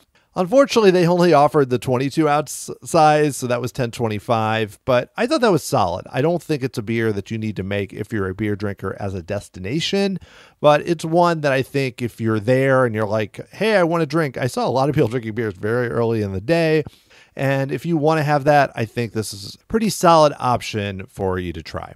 All right, so then I went on to the Epcot Food and Wine Festival. Yes, I had not been to Food and Wine in a really long time. We've been there during Flower and Garden. We've been there during the Festival of the Arts. But especially going solo, I felt like I could just pick what I wanted, and our kids are pretty picky, so this is a rare thing. However, I found myself, especially after eating a decent amount at the Animal Kingdom, that I got myself full really fast. So I didn't eat as much as I thought. I had this giant list. I thought I'd go to, 5 or 6 places. I went to 3 in terms of food. But I started out going to Coastal Eats, which is in the area of Future World, which was not super crowded, but that's near also Flavors Some Fires over there, kind of on the side of Imagination and the Land Pavilion. I got the lump crab cake with Napa cabbage slaw. It was $5.50, and it was good. I thought it had a really nice taste to it. I don't eat crab cakes that often, and this was good. Not a huge portion, but I felt like it was enough to justify what I spent. I really went there as much to try Short's Mule Brew, which I'd heard really good things about, including from AJ at the Disney Food Blog. This is from a brewery, Short's, in Elk Rapids, Michigan. I didn't love it. I felt like it was too sweet and had a bit of a sour taste to it. This was $4.50, which is kind of the standard price. The beers are only 6 ounces, and I want to reiterate this too, because you may be thinking that I was just stumbling around the festival, given that I tried a few more beers, but these are 6-ounce beers. So basically, if you have 2, it's the equivalent of like a bottle, and almost 3 is the equivalent of a pint. A pint is slightly less than that. So I did try that. It wasn't my favorite. If you're more into sweet beers, like if you really like the beer in Germany, the grapefruit beer, it's not on that level, but it's definitely more in that zone. Next thing I did is went to Thailand and got the marinated chicken with peanut sauce and stir-fried vegetables. And that's more in kind of the area as you're starting to approach World Showcase. And I did not think that was very good. And I really like peanut sauce and typically like Thai food a lot. I didn't think this was bad. It was just kind of there. And given all the other choices you can have at Food and Wine, I wouldn't rush over to get this one. Thailand, they have other choices, so it might just be this one. But I was excited to have this, and there wasn't much to it. There wasn't much vegetables. Everything, it was just kind of like, yeah, I guess this would be fine if I ate it at home, but not at the Food and Wine Festival. Next thing I did is the Mexico cart, which is actually before you get to the Mexico Pavilion, but over there. And I got the capirotada de chocolate bread pudding with a chocolate abuelita cream anglaise. And I want to apologize in advance for my terrible pronunciation here. I am not a food expert and obviously am not pronouncing these that well. This was amazing. This is the best thing I ate. It's a dessert. It's $4.75. It's gigantic. It's bigger than a lot of the things that I saw people getting. And this is why I didn't get any more food there the rest of the night, because I was so full after eating this bread pudding. But it's worth it. It's sweet. If you like bread pudding, like you've gotten it, whether it's at Boma or, I had amazing bread pudding at Alani, this is up there. It's going to fill you up for a while. So also, if you're trying to get a decent value from a dessert or something, you cannot do much better than this. And I did finish off the night by having a few more beers from the beer stands. I went to the Brewers Collection, which is near Germany, and got the Hackerschor. It's a Hefeweizen. I thought that was decent. Again, all these beers are $4.50. I think if you like kind of that European style and more on the light Hefeweizen side, this is a pretty solid choice. And then I went to Hops and Barley, which I probably should have got the carrot cake there, which looked amazing. But I just got a beer there. That's by the American Adventure. And I got the Heavy Seas American and APA from Baltimore, Maryland. And I like APAs a lot. And this was very solid as if you're into APAs that are on the hoppy side. And in all these cases, these are beers I never had before. I have my Untapped app, which I'm sure some of you are familiar with. And all of these beers, I wanted to make sure were new to me. And if I had to rank them, I'd rank the American highest, and then the Hackerschor, and then the Shorts Ale. And then in terms of food, the highlight for me was definitely the bread pudding. All right, I want to briefly mention the food I ate the next day. At the Hollywood Studios, I did have a few things there. I had the hazelnut, basically Pop-Tart at Woody's Lunchbox, and I found that to be very good. It's big. I almost felt a little bad because it's so sugary and so big. And that was the first thing I'd really eaten that day. And I thought, well, is this really my best choice? But I did use mobile order when I was there, which worked out very well. The line wasn't super long, so it didn't really save me very much time at all. But I felt like I wanted to take advantage of try mobile order, and it was super easy. So I enjoyed that. If you have kids that like Pop-Tarts, this would be great. And even for adults, it had a little bit of candied bacon on it, but that didn't taste like much. But I found this had a good taste to it and is worth it if you want to try that.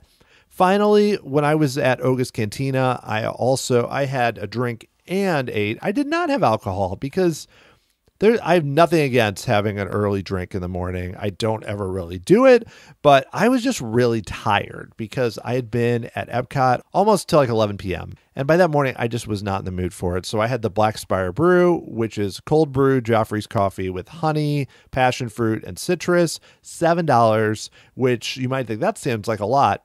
That's nothing. That's nothing for Oga's. That's like on the cheap side. And so then I wanted to eat a bit because I had Rising Moon's Overnight Oats, which is oats, dragon fruit, yogurt, and seasonal fruit. It's on the sweet side. I'd almost put this more on par with a dessert, even though it's obviously has oats and fruit, which you think that's healthy. I don't know if I go that far. It was really dark in there, so it was a little hard to see it. My pictures didn't turn out very well. but I found it to be fine. It got me a bit of food while I was there, so because I didn't really want to spend too much time eating at the Hollywood Studios. And finally, I ate at the Magic Kingdom. I was excited to see that Tortuga Tavern was open, and that is something that is usually not open when I've been there, and it was a lot less crowded than some of the other counter service spots because it was around the middle of the day, and I got the jerk smoked brisket sandwich with pineapple coconut slaw and house-made chips, and I thought the sandwich was awesome for $10.99, and for Magic Kingdom counter service, you could do a lot worse than that. The chips were fine. I wouldn't get too wrapped up in the house-made part of it. They looked pretty generic, but the sandwich was great, and also it was easy to get seats that were shaded there. It was also right where I had been in that area. I'd gone to Big Thunder and was going to go to Splash, so it worked out perfectly.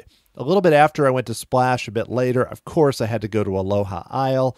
And this was a tough choice because they were serving raspberry Dole Whip along with vanilla and pineapple. But I decided to get the pineapple upside down cake, which is basically Dole Whip on top of a pineapple upside down cake piece. And it was great. It's $6.99, and I ended up getting the swirl of pineapple and vanilla. I could have gotten raspberry with it, but I had a lot of Dole Whips at Alani, but I'm not somebody who gets them all the time because we don't go that often. So I wanted to try this. I'd never had it before, and if you're looking for something a bit different than just ice cream, this is really good choice and filled me up quite a bit. It's massive. I sat there at Frontierland and ate it and thought, oh my gosh, I can't eat any more food today, which I didn't until later at the airport. But I think it was a good choice for a dessert, especially, Dole Whips, there are so many right now showing up all over the Magic Kingdom and beyond that it can be a tough choice. But I think this one is a solid pick. And I used mobile order, which actually ended up probably taking more time because there were only about 10 people in line, and there's 4 registers or whatever. There was one side for mobile order, and there was like 8 people waiting there. And so then I quickly realized this was not like at Woody's Lunchbox where they just called your name and you got it. You had to actually give them your receipt, and then they made it. And so it ended up being like I just went and waited in another line when I probably could have more easily just waited in standby. But I find mobile order generally works well. It just didn't this time, but still loved the pineapple upside down cake Dole Whip. I'm going to start winding down fairly soon. I know this is getting on the long side. You've probably heard enough about this trip, but my thought is if I'm going to go to Walt Disney World and spend the money and really try to maximize my time, then I want to make sure that I can communicate as much of my experience as I can. So what I'm going to do now is kind of do, I wouldn't say rapid fire, but hit on a bunch of topics fairly quickly. I'm not going to do a deep dive into any of these, but just some things that I noted that I wanted to mention in terms of your stay.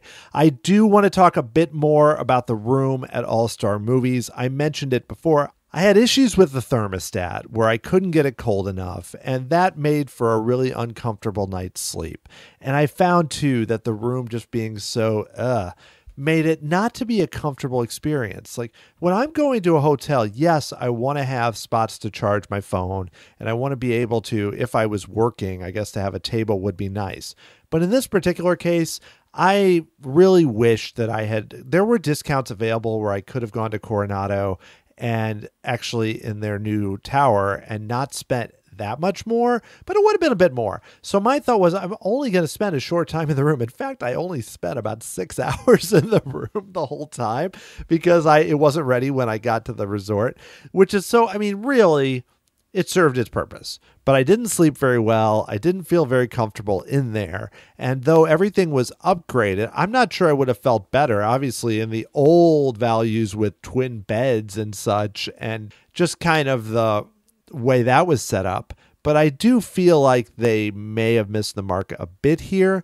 But again, it's one of those things where I hadn't stayed in a value for so long, and I hate to seem too snooty, like, oh, I'm too good for a value and all that. But for me, when we don't go to the parks that often, because being in Missouri, it probably would have been worth it for my night's sleep to upgrade to a moderate. If I did this type of trip again, I suspect that I would do that and pay a little bit extra because also there were discounts available for moderates. It's just for my dates, there weren't any value resort discounts. So it didn't end up working out where I could even get a discount. So while I only stayed one night, I did pay rack rate and did not feel great about that. The positive is though, if you really think about in terms of what I paid though, Magical Express worked out great.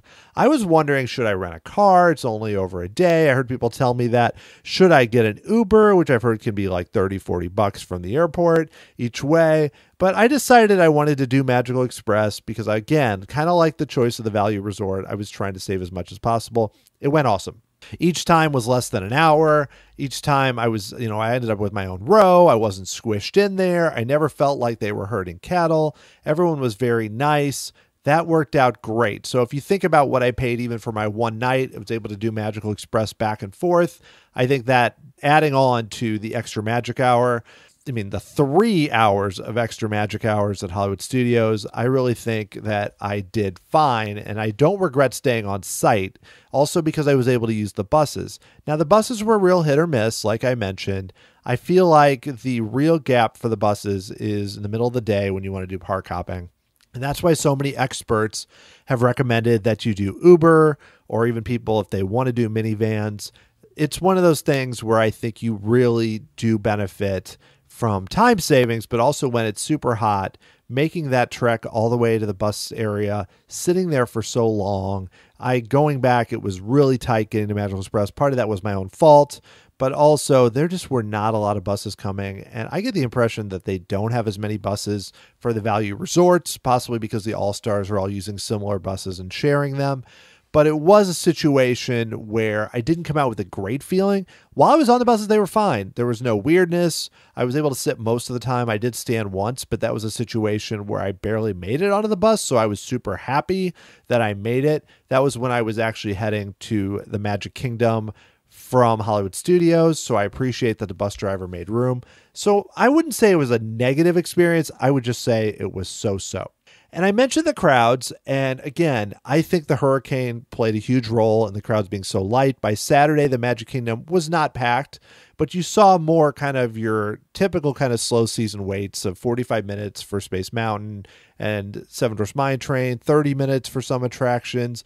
It wasn't as dead as you might have expected. That Friday was still on the edge of the hurricane, also because it was not a weekend. I think you did get a lot of people going to the Magic Kingdom. I'm curious how Epcot and Animal Kingdom would have been that Saturday. I still think that really a lot of people are going to Hollywood Studios instead of Animal Kingdom or Epcot, and that partially explains why they were so dead. But also September, this time of year, is typically mostly the slowest time of year from what I've heard, and then it builds up more in October. And I think there's also a trade-off there, given that it's so hot and you have the hurricanes. In general, I know there's been a lot of price increases, even to the food. I don't feel like my food was that absurd, what I paid for anything, but I was pretty selective. I didn't do any sit-down meals. I did buy some bottled waters, and I went and got a lot of free water from the stands, but there were points where I was just like, okay, I'm just going to get a bottle because that's more. I know it was $3.50 when I got some of those, but staying hydrated was a real challenge given how hot it was and how fast I was moving. I also want to give another rave about the cast members. I found them to all be super nice. I can't think of any situations except for trying to find somebody to get my bag back, which I mentioned for Magical Express. But again, middle of the day, there just weren't a lot of people around. But when I interacted with cast members, 100%. The cast members in Galaxy's Edge seem so excited to be there. The Bright Suns thing is a bit silly, but I like their enthusiasm. You didn't see anybody who was saying Bright Suns kind of gritting their teeth like a kid singing at a band concert. They all seemed excited to be involved with Galaxy's Edge. There were so many as you walked in, and having them all greet you, it really did feel like you were going somewhere new, and they were really excited to be a part of it. Finally, I want to mention just a little bit more, Flight of Passage. That attraction, I know I mentioned it previously, is incredible. I love the way that you get split off again into such a small group. I think Disney has found a good way to make the experience seem more personal, even more than Soarin'. It's an experience. And I know the first time it's never going to live up to that again. But the way that you go through the multiple pre-shows and they really build up the whole idea that you're connecting with an avatar, and then you get into that room and sit down, and there's not much of a starting point. You start into, whoa, here we go. And it's beautiful. And I don't love looking at screens, but for some reason, the way they did it, the queue even, walking past the waterfalls, and then you go, and the show building is disguised so well by the waterfalls and by everything. Home run, Flight of Passage. I kind of expected to enjoy it, but when I hear people rave about it, I'm going to be like, right on. I'm right there with you. Slinky Dog Dash, I feel like, is okay. It has some nice little touches in the queue. The performance at the end of You Got a Friend in Me is a nice touch. The launches are effective. I like roller coasters. I'm a coaster person, and I feel like this is a solid addition. If I'm going to look at my coaster rankings, though, it's going to slot ahead of Primeval Whirl and the Barnstormer, but behind the rest. I think it's a fun ride. I don't have any issues with it. I'm glad they went above the typical Toy Story lands and didn't just have total off the shelf.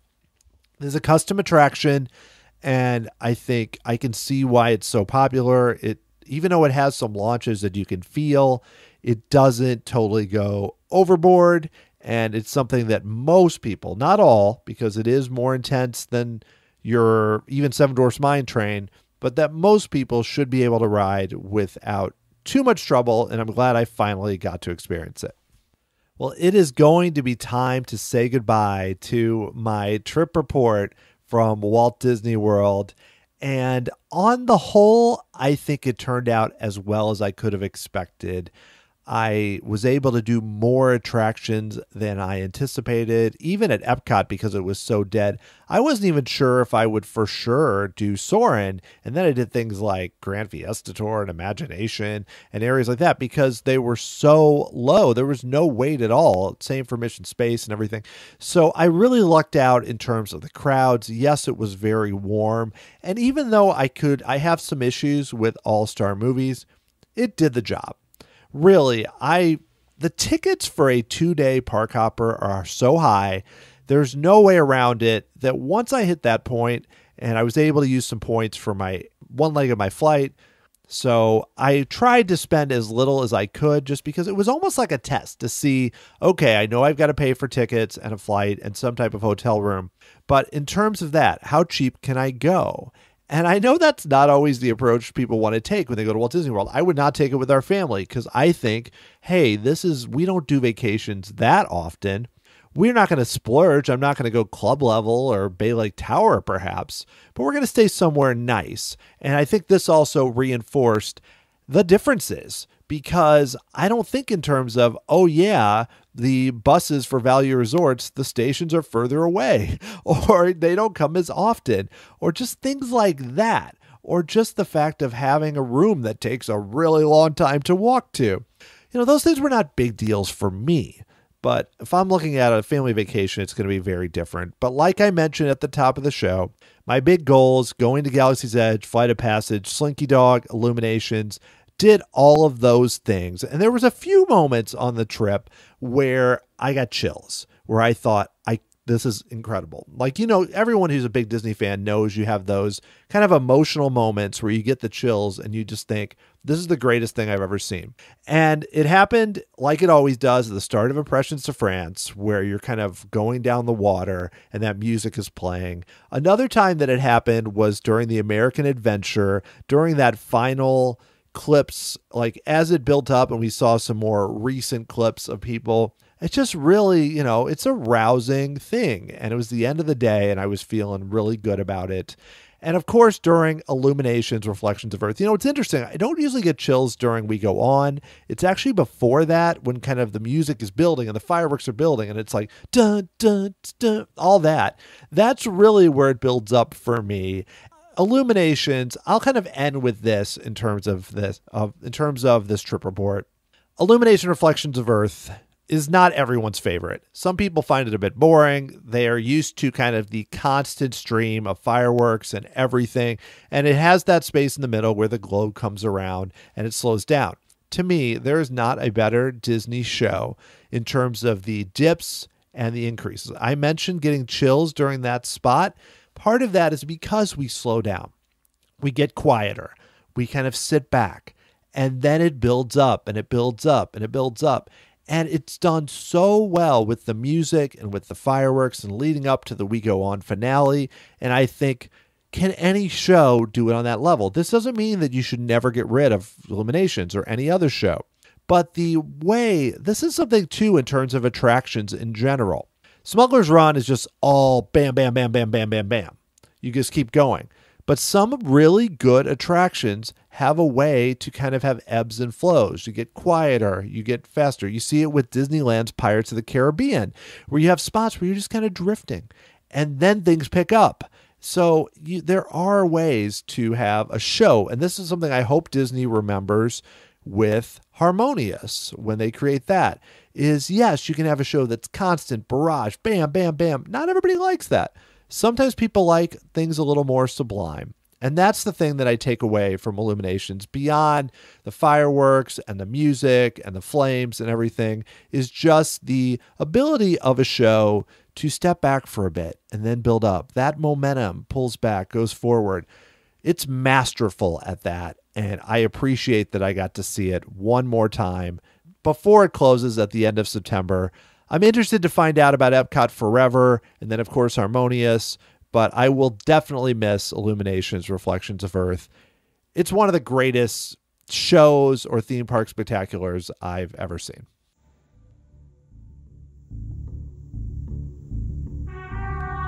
Well, I hope you enjoyed this Trip Report podcast, including to learn as much as I could possibly throw at you from my 30 hours at Walt Disney World. If you like this, I would highly recommend you go all the way back to episode 37, which was the Trip Report podcast from my last trip with my family to Walt Disney World. You can find that and a lot more at tomorrowsociety.com.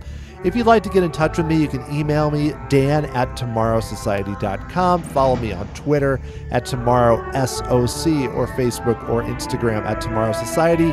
If you'd like to support the show, a great way to do so is to become an official member of the Tomorrow Society through Patreon. And you can learn more about that and the cool perks you can get at tomorrowsociety.com/member. The Tomorrow Society podcast is hosted, produced, and edited by Dan Heaton. The music was written by Adam Hookey and performed by the Sophisticated Babies. Next time, I will be talking once again with sound designer Greg Meter. We dig further into his career with Disney and beyond and have some really fun conversation about a lot of projects he worked on at Disney during the Disney decade. Thank you so much for listening to this Trip Report podcast and for all the support. And I'll talk to you again very soon.